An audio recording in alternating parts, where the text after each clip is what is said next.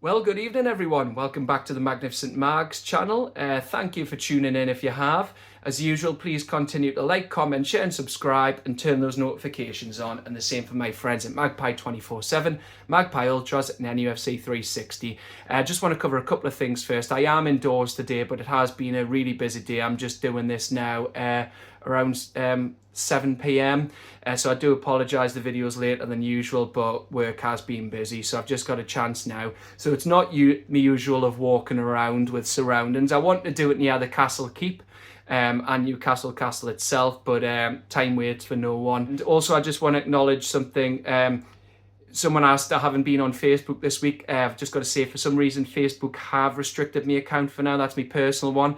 I've done a joke on there to a mate that says community standards. I don't think it's a friend reporting it. I just think it's an algorithm. Again, I haven't understood banter. So both accounts have been put on a temporary hold and I can't access them and people can't see them. So I do apologise if you've been wondering where I am on there. I have appealed it since Tuesday evening at 6 p.m. when I got the notification, but for now it's been 73 hours, so I am waiting for them to come back whenever that'll be. But you can still find Magnificent Mags on Threads, Instagram, TikTok, Blue Sky and X, where I'm still posting content on there. As soon as Facebook's back up and running, the content will be back on there. But anyway, let's get underway. So yes, I thought this was just going to be a slight look back for a couple of minutes at Brighton on Sunday and then a look ahead to Chelsea. But in the ever fast-paced and bonkers world that is Newcastle United and following our fantastic club, there's always something to discuss. And this breaking news one, the controversial one as it seems, looking at opinion on social media, is refine, revive, redesign. Yes, the club have announced they're willing to change the club crest. Now, I've seen opinion online, it is either down the middle, angry, bewilderment, you could say, or there's people in favour of it. Now, my opinion, look, I'm not going against anyone. As again, sport, football in general is subjective. You're entitled to your opinion. Look, I'm in the camp of I'm in favour of it. I was born 87, I'm 38 in the autumn, but the crest came out in 88. It's all I've known. However, my motto in my life's always been have an open mind. You've got to be adaptable. You can't stand still. Look, I acknowledge that you've got to look back to the past, but you've also got to keep moving forward. The one and the same thing. You can move forward by acknowledging the past. Look at the castle and the Castle Keep. They're still there. Again, it started as Pons Alias, the Bridge of Hadrian, which guarded a gate on the River Tyne back in the 2nd to 4th century when it was built. But then the castle, a motte in a bailey was built in around 1080. That was when the son of William the Conqueror. Then 1174 to 1177, it was turned into a stone castle as we know it now by Henry II. And then in 1250, the Black Gate was added. And obviously that was on the crest from 76 to 83. But it's still there and it's protected, but times move on. You've seen the cities developed. And the city from 88 is like the club and St. James's Park. It looks like we're moving from there, albeit just a little bit backwards to Lees's Park. But you've got to move forward. And the way of the world now is it's not a financial decision from PIF. They don't need the money. Yes, it'll be cost them a little bit money and they are a business, but it's more brand and marketing decision, as some of the journalists have acknowledged today when they've met the brand team. And yeah, it came out the blue. Have I expected it? In a way, yes, because the current kits, if you've noticed, they've went away from stitching from like 10, 20 years ago. Most of the kits now, the stitching it's a base badge with the outline of the crest stitched on and then it's printed on. And they've acknowledged pretty much that it's fiddly. Look at the current coaches kit, the white and black one, the beautiful one, but it's blacked out. Yeah, I love that crest. Honestly, it means the world to us and we've won a trophy to it, so it'll hold a place in my hearts forever. Finally ending with trophy drought, but I acknowledge like other clubs, not Leeds, that hideous one, the arm across there, what was that? But they didn't consult the fans. The club have consulted us. That's the main thing. Ashley would have literally and figuratively sold with down the Tyne and took the lowest bid and pocketed for himself. The club have shown they're willing to listen. They've sent a survey out. If you don't like it, you can leave. There's a comment box in there. I've done it myself. You've got until, well, firstly, Monday, you've got till Monday to acknowledge your interest in going to the fan event at St James's Park, a consultation to it on Wednesday night at 6 p.m. Or you've got next Friday at 5 p.m, so just under 1 week, 168 hours. You follow the preset questions, but then there's a box asking if you've got any more thoughts and feedback on it. Put your thoughts in there, whether good, neutral, or positive. That's what it's there for. Don't complain and then not leave your thoughts. That's what it's there for. The club have shown they will listen. And then once the consultation period ends, get the feedback, they'll go over that, and then they'll go to a second period where they'll come up with designs and then present it to the fans, and we'll choose from there. But again, yes, it's not the first time it's happened though. It's not like it's like sliced bread is out of the wheel being invented. It's nothing out the ordinary. It's happened before. This is going to be the 5th Crest since 1969. 69 to 76 was the original coat of arms. It was sort of like designed off that. Not exactly, but designed off that. Then we went 76 to 83, the magpie above the river in front of the castle. 83 to 88 was the badge on the current third top, which is the round NUFC in a circle. And obviously the badge before, as I mentioned, is on the back of that, on the collar, like the back of the neck, sorry, not the collar. And then the current crest 88 at present. So yeah, I've given my feedback. Keep the current shield, I've said, but maybe if the seahorse need to be changed, put magpies on there. Keep the castle, because it's where we got our name from. The Norman castle was built, as I said, in 1080, then the stone structure from 1177. And then but maybe keep the banner or put Newcastle United somewhere within there.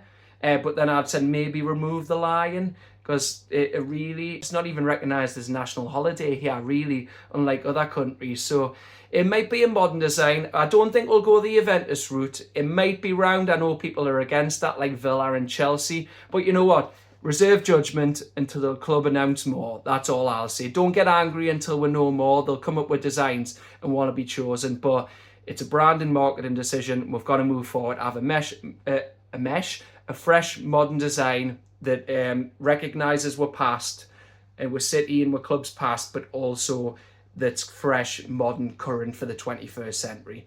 But anyway, on to Brighton and then Chelsea. So yes, I just want to do a little bit more on Brighton from Sunday, because I didn't do a full video. As you know, like the drive back from Brighton's brutal. We didn't stop on the way back, unlike on the way there. We stopped at Diddley Squad Farm, a fan of Clarkson's Farm, don't know if you are, but wanted to go there. Oxfordshire, I've got to say, it's the first time I've been there. I used to live in Cheltenham, but Oxfordshire's beautiful and the Cotswolds are still beautiful. So yeah, I went to Diddley Squad, didn't see Jezza, but it's a bucket list thing ticked off. Got a couple of things from the shop. It was absolutely fantastic to go there. Didn't stop at the Big View Cafe though. Didn't want a pint. I was too hungover. I was out at like 2 a.m. on Sunday morning. But Brighton, yeah, did we play well? No, I don't think many people played well. I stick by my man of the match, Kieran Trippier. I thought Barnes and Murphy weren't too bad. They kept getting to the byline, but again, like everyone, decision-making was bad. Unnecessary turnovers of possession, losing possession again, just passing it to the opposition when under no pressure. Tonali didn't play well, Bruno didn't. I don't want to pile in on Willock, but you try to get up the pitch. Again, he's a ball carrier. He's got good legs, but he didn't play well. Will he keep his place on Sunday? We'll see. But again, I've got to acknowledge the players. Yes, like I said, decision making. Isak wasn't really getting in the box. Is he carrying something? As I said, and the pullbacks from Murphy and Barnes, they were just pulling it back to no one. They weren't really getting the heads up. So again, it's frustrating, but I said I'd take a point from there. Our record at the Amex was terrible. So and that could be a massive point. I said 22 points in the last 10 games. So far, we've got 16. When the last 2 home games were there. Could even be there if we beat Chelsea. But yeah, I'm happy with the point. We could have rolled over. Again, all the VAR decisions, the controversy that went on. But we got the one that counted. The first 2 were correct, as I said, in the heat of the moment after the match. Looking back, I still stand by that. And the third one was the right call. And Isak scored it. So yeah, we'll move on to Chelsea midday Sunday. Now, I don't want anyone thinking, look, I know the timing you could question about the Crest being released, like the news on that. Will it affect Sunday? Look, I don't think it will. I mean, if you want to use it as anything, if you're angry, it's a reason to get up in the crowd. It's been acknowledged a lot that there is a lull on a Sunday game, especially midday. Eddie Howe said in his presser this morning that it's not ideal. But if you're angry about the Crest, and look, use that as a motivation, get yourself up. But I always find a way to get myself up anyway, regardless of the game. You're going to watch your team in 4th place, potentially get 3rd back. It depends. Obviously, Manchester City at Southampton, so they should win that comfortably. But it's a chance to cement a place. Again, as long as we finish top 5, that's all that matters. In the top 4, don't need a greater incentive when Champions League football's on the line. And look, Chelsea are indifferent at the moment. I've noted this down here because there's so much to remember. It's difficult. But Chelsea have been playing a 4-2-3-1. Again, forget Thursday night. They were 4-1 up against Djurgården. They played the 2nd string. So again, look at the league team, not the Europa Conference, actually, not Europa League. They could play a 2nd string and they still got through to the final against Real Betis. So Chelsea should be fresh. And they're a good team. I mean, they've been a bit inconsistent, but looking at this, most of the time they've played a 4-2-3-1 this season. It's Lavia and Enzo in the base of a 4-2-3-1. Then you've got Cole Palmer sitting as a number 10, even though I think he's more of a right winger who's better cutting inside. On the right is Pedro Neto, and on the left is Noni Madueke behind Nicholas Jackson, who either goes hot and cold. But Chelsea have been strong as you'd expect at Stamford Bridge, and they have away from home. I mean, looking at this, their stats are crazy. But for their last 6 games, they've won 1, drew 1, lost 4. Their last 10 games overall away from home is 1-2, drew 3 and lost 5. Now our form in contrast is played 7, won 5, drew 1 and lost 1 since the start of April. Obviously the defeat to Villa and the draw recently on Sunday at Brighton. But yeah, Chelsea's away form is iffy. I mean, their last 2 wins, 20th of April at Craven Cottage, 2-1 in the West London Derby. And then before that, you have to go all the way back in the league to December the 8th, which was at the Tottenham Hotspur Stadium. And let's face it, everyone wins there, but it was a 4-3 win. And yeah, so again, if Palmer's number 10, he's still a brilliant world-class player, I feel, but I think he's better right wing, cutting off the left. But then it leads us here to injury news. So Chelsea, they've had a doubt over in Nkunku. He had a knock. Wesley Fofana was a hamstring. Now for us, Fabian Schär, it's been acknowledged by Craig Hope that he has been trained this week. You saw him in the photo, the video, from Keith Downey with the under-8s. That was brilliant experience for them. But yeah, Fabian Schär was there. He's trained all week. He came off with either a knock or a cramp. Eddie Howe didn't really acknowledge which after the game. Well, it looks like Fabian Schär's there. Then you've got Joe Linton. Now, this is the important one. Joe Linton's physicality. He's just simply his presence there. He's a destroyer of men. His legs are bigger than most tree trunks that are felled by the Forestry Commission. And yeah, it's just his close control in tight spaces, his aggressiveness, his combativeness. You really need him in there. Now, Eddie Howe's basically said, will he make it for the rest of the season? Now, it's been said he could be out. But then Eddie said the day he's been to Barcelona after he'd been home to Brazil, he's had an injection. Now, why would they have an injection if you're told to rest up your knee for the rest of the season? It makes us think, is it more Eddie Howe subterfuge? Do you read between the lines and think Joe Linton's, they're trying to bring him back for this game? Because it's a massive game. My headline for this video, you'll see it, is basically, it's win or bust. I don't even think a draw's good enough, because if we draw, other teams take advantage. We've got to go to Arsenal and get some. But yeah, it's such a massive game on Sunday. I mean, I've noted it down here, just going into it. Where was it there? The league table, how tight it is. Arsenal second, 67 points, plus 33. They're away to Liverpool on Super Sunday, hoping for a favour off Liverpool on Sunday. People are knocking them for putting out the second string midfield against Chelsea, but look, yes, it's frustrating, but it's Liverpool's prerogative. They've won the league. They can do what they like. It's not up to us. It's in our hands. So if we don't get Champions League, for my opinion, we've blew it. City third, 64 points, a point ahead of her, plus 24. As I said, they're at St Mary's tomorrow. They should win. Saints have been awful, already down. Then you've got us and Chelsea locked 4th and 5th place, both plus 21, 63 points. We're ahead on goals scored. Forest 6, 61 points, plus 12, home to Leicester, straight after us on Sunday when our game ends. And then away to Bournemouth tomorrow, Aston Villa in 7th, 60 points, plus 6 goal difference. So it's so tight in any team's waiting to capitalise on the other. Harvey Barnes, obviously he's been linked with Villa. Now, would I sell him? No, I haven't covered transfer news a lot in my videos or at all, but again, I don't want to get into it till the main season's done. When it's the close season, I'll go into it more when things are more concrete, because obviously we've heard there's this window coming up for PSR up to the end of June. I think it's a couple of weeks closes, then a couple of weeks again. But Barnes, I wouldn't sell. One, English quota for Europe, whichever competition we're in. Obviously, we've got conference minimum. And I just feel, yes, him and Gordon don't like playing off the left and right.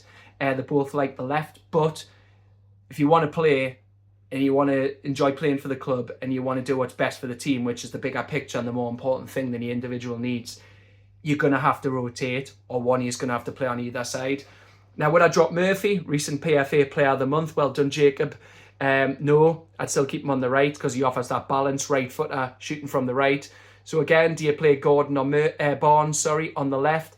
Barnes is a cleaner finisher, but he doesn't offer the pressing that Gordon does. I feel Gordon's better all round, but Barnes, as I said, with Tonali, they're both the cleanest finishers at the club, I feel, along with probably Isaac on 26 goals. So we hope he's saving a big performance, which he hasn't done of late, even though he's still scoring for Sunday. But again, Barnes, I don't think, like at Wembley, would Gordon have played Tino in for the second goal? I don't believe he would have. I feel he's more a player who's a little bit more selfish and cuts in and aims for that far corner. Again, is it predictable? Maybe, but it's harder to stop in real time than it is in theory. But Barnes is more of a team player, and that he plays players in on the overlap, looks for the other option rather than always trying to shoot. So it's a selection dilemma, and I felt Gordon, as I said, I had a correction after my initial post-match reaction when I was walking to the Swan Inn after the game on Sunday, that I felt Gordon did change the game. He offered the impetus, the directness and the intensity that we were missing. But anyway, that's it from me for now. Thank you so much for watching. I hope everyone enjoys the rest of their weekend, has a fantastic time. But please bring your voices if you're at the game on Sunday. The team need it more than ever, the back. And as I've said, it's win or bust. Because if we don't beat Chelsea, I feel other teams will capitalise. So it's in our hands, and I'm going to predict a 2-1 win, a close game, but we'll just edge it because we've got the crowd, we're back at home, and we've got a solid point at Brighton, and we won last time out at St James's. But yeah, that's it from me for now. Take care, everyone. Let's hope we win on Sunday, and I'll be back with my instant post-match reaction, leaving St James's Park on Sunday. But thank you, take care, hit those notifications, and bye-bye for now. See ya.